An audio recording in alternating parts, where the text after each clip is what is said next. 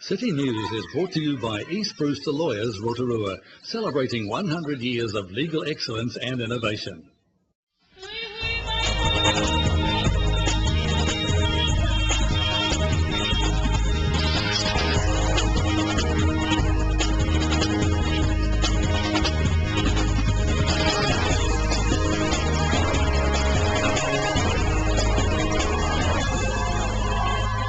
Good evening, Rotorua. Tonight on City News, Sir Stephen Tindall praises the work of the Geyser Community Foundation. The museum is looking for outstanding pictures of the Karerea in a new competition, and it was all about the kids at the Redwoods Children's Day event yesterday. The Geyser Community Foundation hosted Sir Stephen Tindall at a special function for invited guests last week. Sir Stephen heads the Tindall Foundation, which has donated over $127 million to help communities across New Zealand. He spoke at the function highlighting the importance of giving and how organisations like the Geyser Foundation are a great way of giving to the local community. Well, the main benefit is that the money gets returned to the local community. So if somebody gives here in Rotorua in Taupo, the money comes back to Rotorua and Taupo. And the other benefit is that people can actually watch where their money goes, and they can actually see the fruition of that forever. So what the Community Foundation does is it invests that money into a fund, and then the interest from that each year is given to the charity that the donor nominates. And so, we've seen here some people that are giving about, say, $3,000 a year worth of interest to, say, a hospice. Sure. That will go, and it'll be inflation adjusted to that hospice now forever. And those people's grandchildren and great-grandchildren will get a thank you note each year, and they'll remember their grandparents and how generous they were. I'm glad you mentioned that, because you mentioned also today that there is a generational flow-on effect from this, which has got to be good for years to come. That's absolutely right. I think it creates a theme of giving, and because I can say myself, having done it for a few years now, it is wonderful. I mean, you feel fantastic about the giving part of it, but it's also good for you to teach your kids, and then their kids again, to actually be part of a giving regime. The premise that we came from really was that our forefathers, my great-grandfather and great-great-grandfather, they helped create this fantastic country that we all share and love today, and get some marvellous benefits from. You compare us with the third world, we're in great shape, really. We've got a lot to be thankful for. We certainly have, and we've got to make sure that our next generations are able to enjoy that as well. And unless there's sort of community giving, you're never going to be able to get governments to do everything.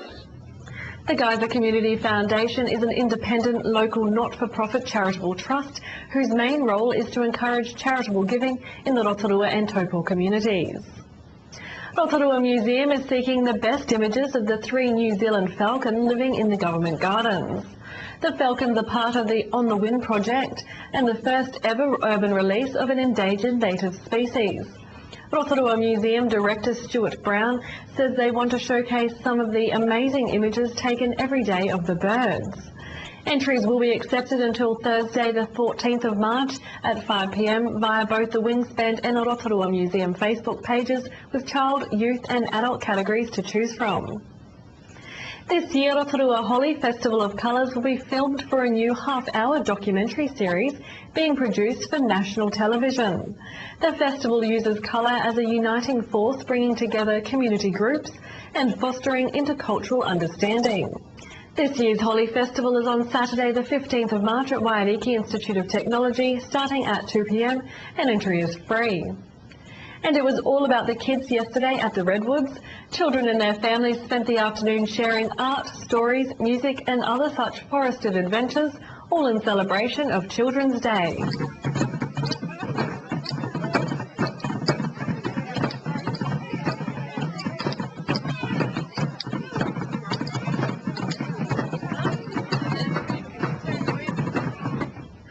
In sport tonight, Our regional netball team, the Magic, got their ANZ Trans-Tasman Netball Series underway with a win against the Tactics 70-46 in Christchurch on Saturday night. Undergoing the most changes of any of the 10 teams in the competition, with 9 new players and a new coach, the Magic put up an indifferent pre-season behind them with the impressive first outing. The Magic next played the Mystics in Auckland with their local game against the Thunderbirds coming up in April. To your weather update now. Tonight will be fine with southwesterlies freshening, an overnight low of 5. For tomorrow, Tuesday, long fine spells with southwesterlies, a high of 20 and a low of 9. And the outlook for Wednesday, long fine spells with southwesterlies, a high of 20 and a low of 9. And the marine weather for Tuesday, southwest 15 knots rising to 20 knots early in the afternoon with waves up to half a metre and mostly fine. Remember, for program listings or to catch up on city news, check out our website tv.rotorua.co.nz. You can also see updates on our TV Rotorua Facebook page. Coming up after the break, we take a look at the new Trans-Pacific complex on Tanai Road. Ellen catches up with Senior Dog Controller Kevin Coots at the RDC Pound. And we cover last week's Kids Duathlon at Waipa.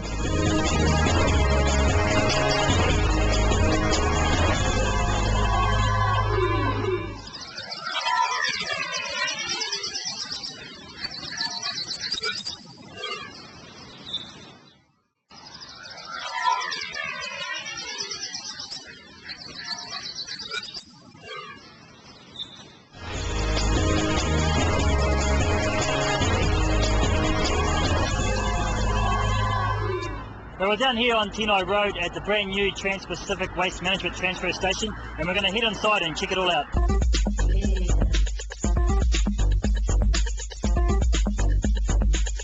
But joining me now is the Regional Manager for Trans-Pacific, Andrew Whitburn. Thanks for joining us today, Andrew. Now, you've got a really interesting job here. So I'm guessing the big thing we really want to know is why would people want to bring their rubbish here and not to the tip? Yeah, it's two things we're trying to achieve here. One is being our own waste. We collect a lot of waste from our residents of Rotorua and the business owners. And in the past, we haven't been able to do much recycling in the way of that. We pick it up and we just dump it in a hole basically at the landfill. And we're trying to do a lot more resource recovery. So we've built a facility where we can process and consolidate a lot of our waste, pull out a lot more recyclable materials. And the other objective is to give people a good, clean environment to be able to drop off their waste. It's all undercover, and then we're trying to get the public to come in and be able to come into a facility like this. It's all indoors, out of the mud, out of the rain, and nice clean environment. Not so many seagulls? No, not too many seagulls on this facility, and yeah, we're really trying to just enhance the waste recovery out of Rotorua. Now, when you talk about high specs, what does the building offer to condense the smell? Because we're in here and it's not too bad. Yeah, that's right. We've got a demisting system up in the roof here, so that basically what we can do is if we have a day where if there's any particular odorous waste, we can turn on this demisting system, and it's got an odour control element in there as well. So basically we can turn it on, control any odour or dust, but you know, the design of the building and the way we do business is not for waste to hang around. So basically it'll come in and sort out what we can, and then it's shifted off site really frequently, so the waste doesn't tend to hang around in the building. It's moved constantly. Now, obviously, Trans-Pacific is a business, and any business is out to make money. But also, there's 25 jobs here that Trans-Pacific has given to the community. Yeah, that's right, Alan. We've got 25 guys here hired, and we've got a couple of female employees and drivers, and we've been able to incorporate new jobs into the business with this new facility.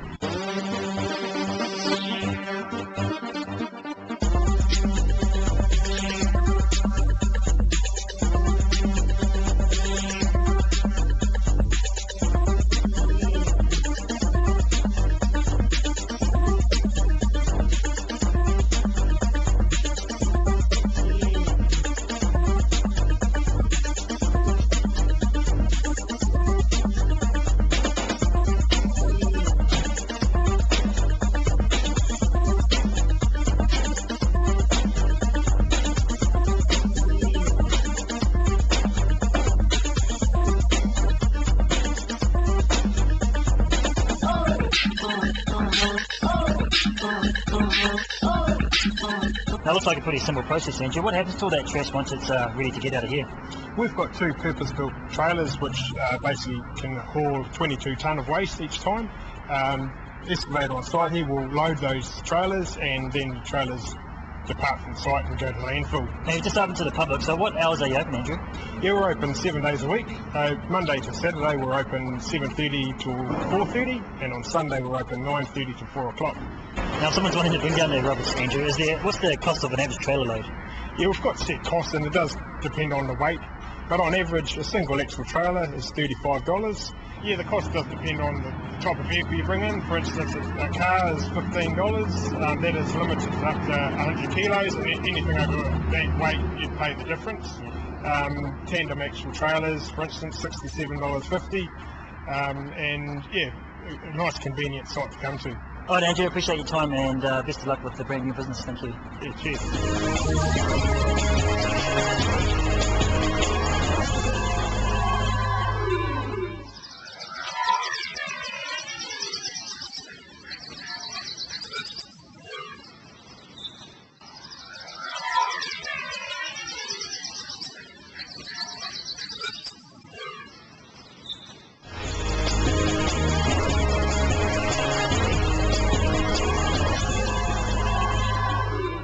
Well, if you've been watching mainstream media or the national media, you would have heard stories about the different councils around the country that are gassing their dogs, and it's very controversial, and it's probably not the best way to kill dogs, is it, Kevin Coots? I don't believe so. No, I definitely don't believe so. I think there's only one that's come to light, and I believe it was the Wanganui District Council. But I think there's better ways of putting dogs down than putting them in a gas chamber.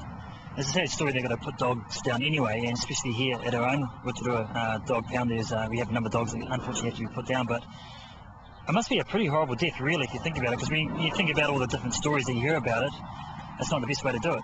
No, well, I wouldn't believe it. It is the best way to do it, and the dogs would be, to me, they'd be confused being put in a small black box and then having difficulty breathing, and that's basically what it comes to. And I think the way we do it here, and the way our council approves it being done, by way of lethal injection, is the most humane way to go, and the way I believe all councils in the country should be adopting. Do you think it could be a cost thing for the Wanganui Regional Council? I think it's definitely a cost thing, not just for Wanganui, but for others. There's a couple around here, and I'll name them, Taupo, Whakatane.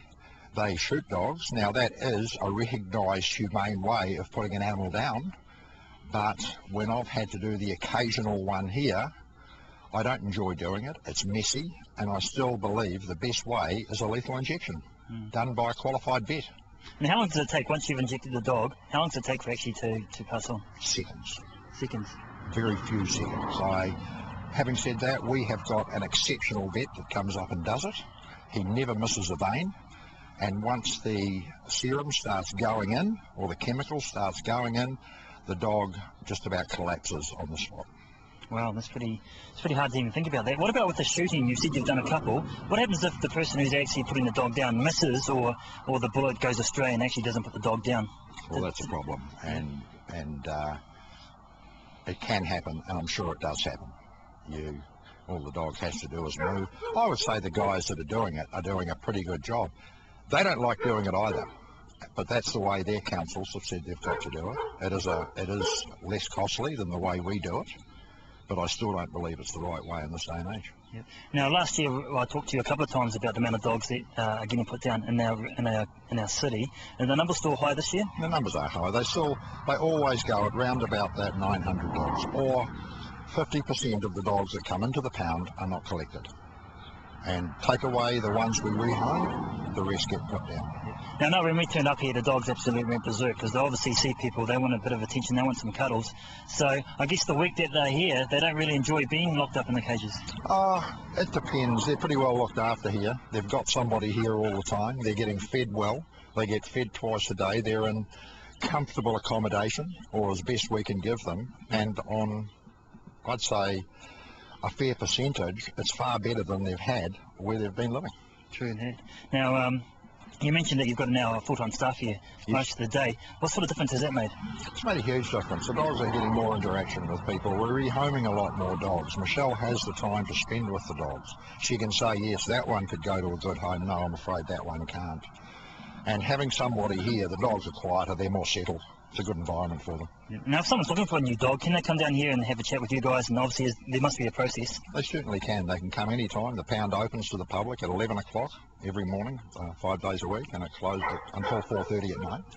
They can come in, they can have a look at a dog. Michelle will show them the dogs that are up for rehome. All they need is, excuse me, they need a fenced property, a secure property. We're not going to rehome a dog and start the cycle all over again with a dog roaming. So they need a fully fenced property or part of the property where the dog can be confined, and they need to show us they're good dog owners.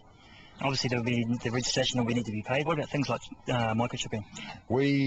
Before a dog leaves here, it is desexed and microchipped, and that's part of the rehoming fee. And then there's registration on top of that. How much is it to get a dog if you want to pick one up from here?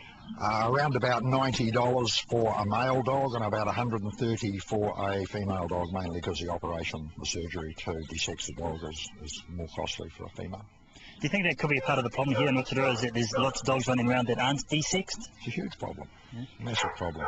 People don't seem to care. Having said that, people will go and get a female dog desexed quicker than they will a male. And I think it's a macho thing. Oh, I'm not gonna get my dog castrated. Best thing to do for the dog. Yeah. Now, when we turned up here, one of your staff just put in a beautiful black dog. I'm not sure what type it was, but he obviously wasn't desexed, but he was friendly. He walked in there, but his fate is unknown. It is unknown. Hopefully he had a microchip in him. I haven't checked yet, but if he had a microchip, he certainly wasn't wearing a tag. We would contact the owner and tell them the dog's here. Then it's up to them if they want to come and pick it up. But that dog was just picked up for roaming. It was a beautiful dog too. Oh, nice dog. Just about all the dogs we get in are nice dogs. Right, Kevin, we hear some of your boys out there back there barking, so we'll let you get back to work. Rightio, thank you very much.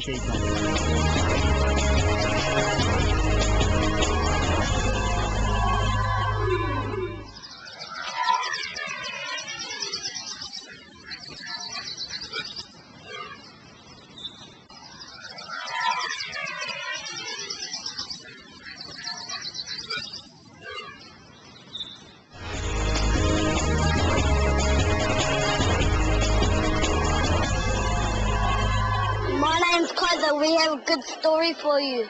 Hi, my name's Haiki and we're at Waipa. Hi, my name is Matutara. We're here for the kids triathlon.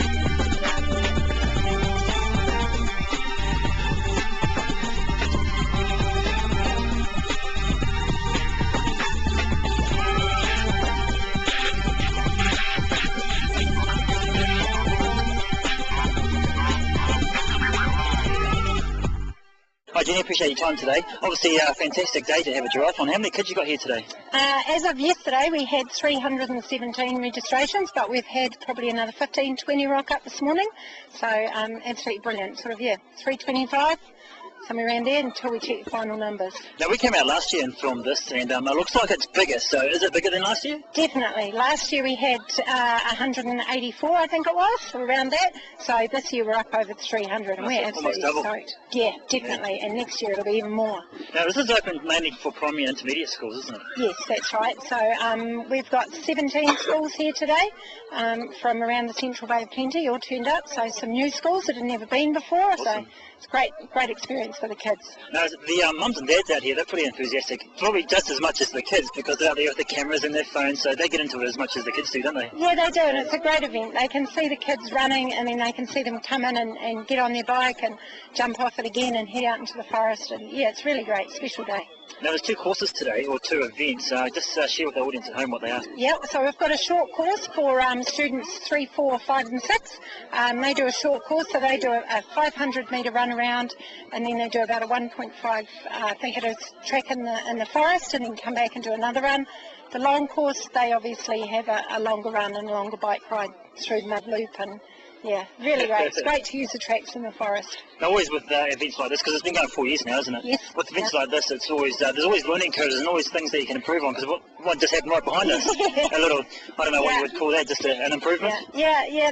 That's all strategic stuff you work out on the day, and you just make it up and fix it as you go along, and you know next year not to do the same thing twice. Yeah, so. of course. Now, obviously, safety is always an issue with these sorts of things. So, what sort of things do you guys have to put in place to make sure these kids are safe?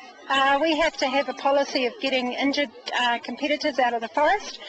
We have to check the course, make sure that there's no objects on the course that could hurt the kids. Health and safety, that they don't crash into each other going opposite directions, and making sure we've got enough marshals for the whole course so that we make sure all the kids get back safe. Awesome. Now, there's a trophy involved here, isn't there, for the best school? Well, no, there's teams trophies.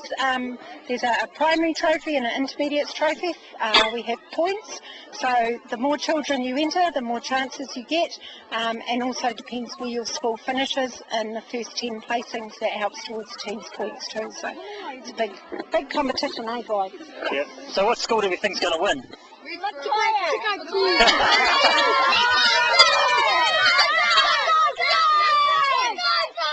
Right, Jenny, obviously we'll get you back because the guy's going to be coming in for a minute, so any seconds, so I appreciate your time. Thank you. Fantastic, thanks for coming. See ya! And what school do you go to? Kiddo. And did you guys have fun today in the triathlon? Right. What does that mean? Yeah, good stuff. And do you think your school's going to win today? Right. And I saw you got some special shoes down there, so are they your favourites? Right. Now, why do you like triathlons? I just try to do my best, and I think I did pretty well. How are you fellas at the back? Why do you like triathlons? Because you get to run. Why do you like triathlons? Because every single kid that enters gives it a try. And it's just fun to watch other people win and try their best to do the other stuff that they haven't really done.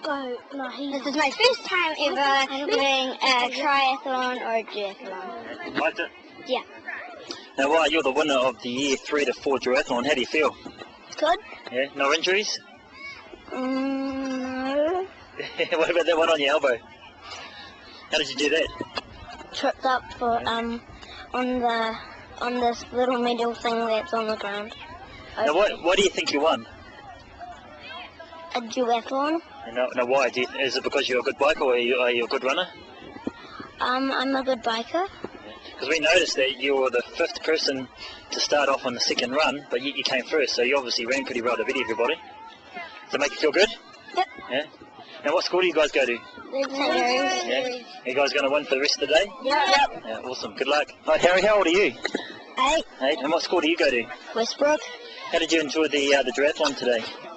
It was awesome. Yeah. Now, did you get a placing? Yes. Where'd you come? 5th. 5th. Yeah, is that a pretty good job by Harry? Yeah. Yeah. What about the rest of you guys? 9th. You got 9? Oh, I haven't raced yet. Right. How about you, young fella? 6th. You got 6th. And the Waipa Kids Duathlon keeps growing and growing. A great taste of sport for our children. And don't forget, if you have any news to share with us, give the station a call on 07 3488 984 or email news@tvrotorua.co.nz. And to watch the show again, visit our website. Thanks for watching us tonight. Tomario.